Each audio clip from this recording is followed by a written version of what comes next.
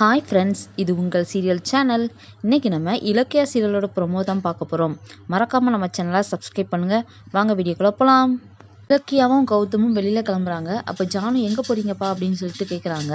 உடனே இலக்கியா சொல்கிறாங்க, ஆதரவற்ற பெண்கள் இல்லமாக ஆரம்பிக்கணும் அப்படின்னு சொல்லிட்டு நான் அடிக்கடி சொல்லிட்டு இருந்தேன் இல்லத்த, அதுக்குள்ள ப்ராஜெக்ட்டுக்காண்டி நாங்கள் போகிறோம் அப்படின்னு சொல்லிட்டு சொல்லுவாங்க. ஜானு வாழ்த்துக்கள் சொல்லுவாங்க.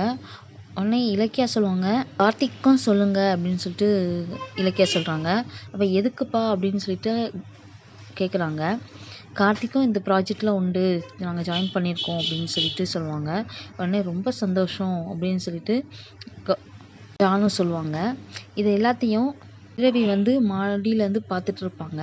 அடுத்து கார்த்திக்கு, இலக்கியா, கௌதம் 3 பேரும் காரில் போயிட்டுருக்காங்க.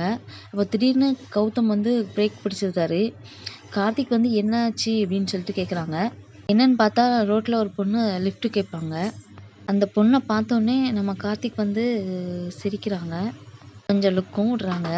இதை இலக்கியாவும் கௌதமும் பார்த்துருந்தாங்க.